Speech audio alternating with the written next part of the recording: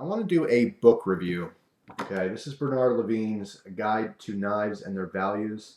This is the fourth edition, fourth revised edition. The reason I'm going to talk about this book is because it's pertaining to another video that I'm going to post later today. It's a longer video, so it's going to be has to be rendered and all that stuff. So you'll see it later on today. But that video is going to be on W.R. Case & Sons knives and how to read the tang stamps. Okay, all the little markings and stuff on the blade, they all mean something. And I'm explaining to you what they mean and how you can figure out this information for yourself.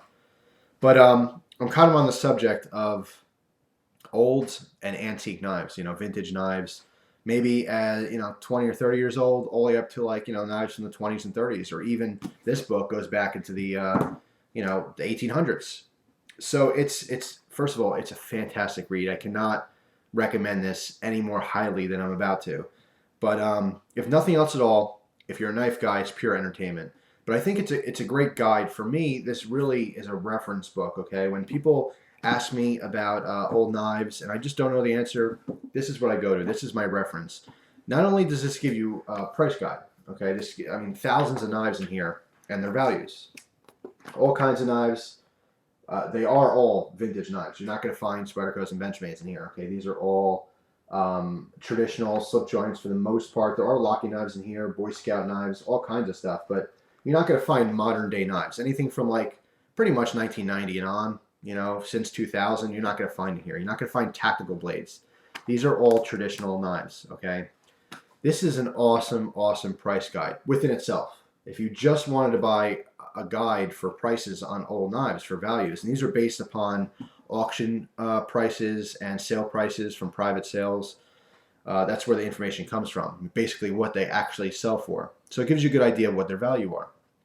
But besides the value, which can be pretty cool if you like doing treasure hunting, if you're a garage sale person, or you go to estate auction, stuff like that, you find these old knives, you don't know anything about them.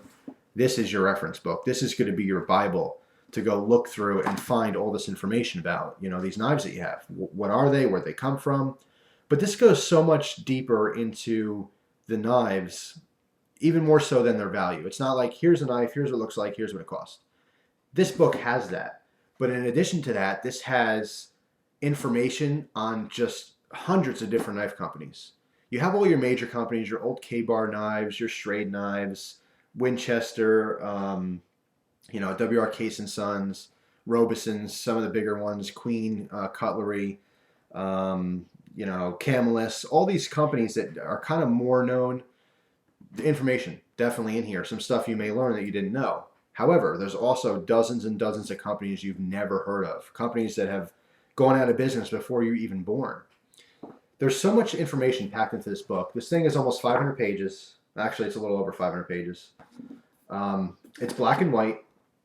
That's the only downside. There's no color here or anything, but that's not a huge deal. Tons and tons of pictures and great illustrations of these knives. Very specific knives as well as some in general. Different patterns. So, there's so much going on in this book. You have a price guide.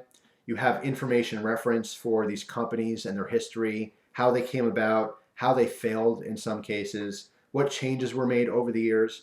But it goes into great detail about all kinds of different knives. Or here's another one I randomly flipped to is Marble, Marble Company. Another knife company doesn't get a whole lot of press here on YouTube. A lot of older knives just don't get a lot of talk on YouTube videos. They're not as exciting or fun as tactical knives.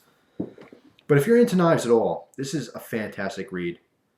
It's just amazing. And you have, besides illustrations, you have actual pictures here as well, some antique knives and so forth. Some really interesting things that's been around for hundreds of years.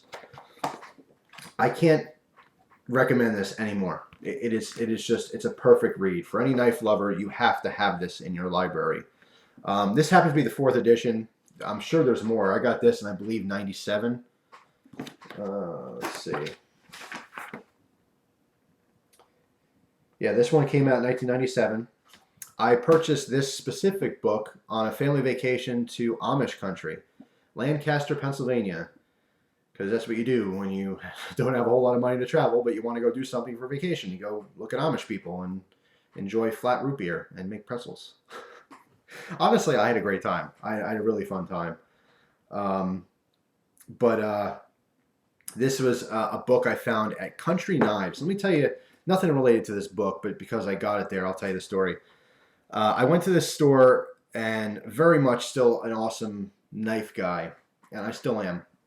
And I knew we were going to be visiting Lancaster, so I was looking in the area to see what's going on, things we can do, and I'm like, holy crap, they have a knife store. I'm like, oh my god, we have to go, we have to go, we have to go.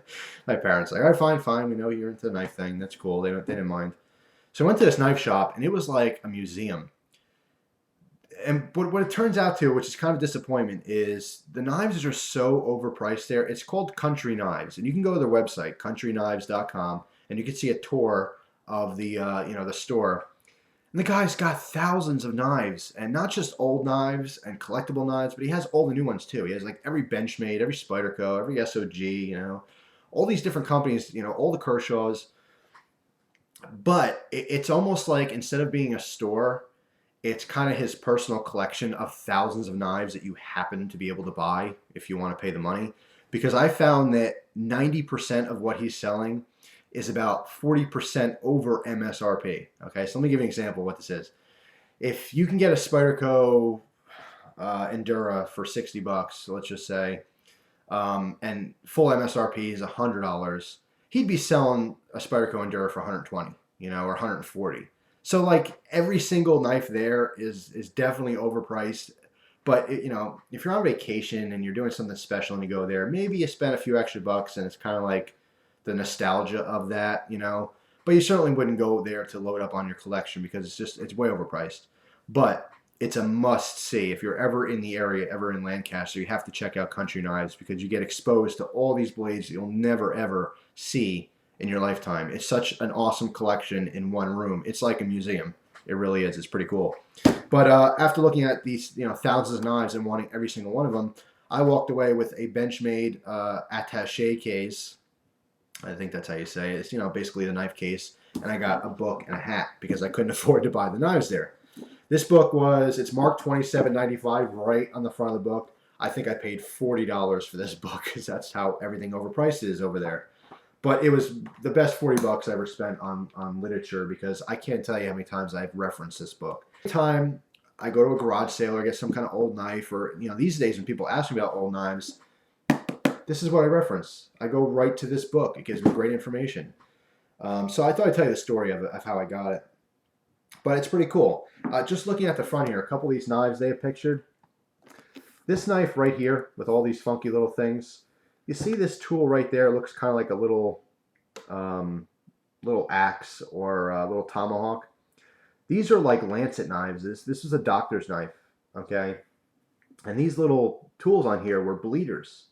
And they would use this. It was a sharp little arrowhead type thing. And they were literally sticky with it so you'd bleed, okay? They were different sizes, so they went different depths into your body. And back in the day when, medicine was very experimental. No one really knew anything. A lot of times when you had certain diseases, they would try to bleed you out. They would think, well, your blood's contaminated, so we got to get rid of it. So we're going to stick you. We're going to cut you, make you bleed, and all the bad blood will come out, and you'll make new blood, and you'll be fine. You'll get better. That's really like what they thought. You know how I know that? Because of this book. This is so chock full of exciting information. I mean, if you're a knife guy, it's exciting. If you're not into knives, you're going to go, oh my God, this is boring. Oh, let me read this thing. Oh my God. But if you're into knives, it's a must-have. Here's some more of these marbles. Oh, they have a section for modern knives. But again, this is 97, so the modern knives they're showing some K-bars and so forth. But anyway, fantastic book. A must-have for all you die-hard knife nuts out there. If you don't already have one, definitely check it out. More than likely, there's probably a newer version of this out, even a more revised version. But what a fantastic book. Now, Bernard Levine, here's a little picture of him, and like a quick biography. His little credentials sheet there. Very well educated in knives, unlike anyone else. I mean, even to create a book of 500 pages just talking about information that's just taken decades of research. The man's a genius as far as old knives go, okay? He does have his own section on knife forums. If you go to knifeforums.com, which I spent years on that forum way before I knew what YouTube was. That was my place to go. I like Blade forums too, but Blade forums was so busy and so chock full of BS and drama.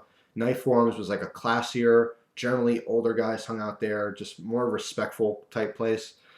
Not to say there's anything bad about Blade forums, you know, it's still the biggest knife forum in the world, in the internet, which is the world, I guess. But yeah, knife forums was my little place online to talk about knives. And Bernard Levine has his own section, his own subsection there. So if you ever want to talk to him or ask questions directly to him, go ahead. I wouldn't suggest going there and clogging up the messages. I mean, if you want information, you can look it up. But if there's something you really just want to talk to him about, you know, go ahead. I paid $40 for this. I definitely overpaid. Didn't care. I mean, look, the price is right in the front, $27.95. But I'm sure there's a newer version, and I'm sure you can go to Amazon, all these other great places. Go to eBay. You could probably find this exact one on eBay for like 10 or 15 bucks. Shipping might be $5 or $6. It's well worth it, guys. This is a fantastic read for any knife nut, but specifically for anyone who's into traditional pocket knives. Plenty of fixed blades in here as well, but just traditional knives. I'm not talking about the guy who needs the latest Strider. This book's probably not for you. You may have an appreciation for knives, but you're more or less not interested in learning about old knives. You're more probably into just, you know, getting a really good knife to use right now. This is totally awesome. It's one of my favorite books. So it's a must-have. It's definitely been a Bible for me for a very long time to reference old things. There's no way I can remember even 10% of what's in this book, so I have to constantly go back and look at it and reread. But it's exciting every single time. And if I get really bored every now and then, I'll crack it open and I'll read some history about a knife company I never knew about. And it's just one of those little tidbits that stick in my head. Anyway, go out and get one. It's well worth your time. So that's all. It's definitely worth the space it will take up in your house. It's just awesome. It's the phone book of knife information. So that's all. Levine's Guide to Knives and Their Values. Check it out. And I thank you very much for watching. Appreciate it as always. Hope you guys enjoy the rest of your day. Take care.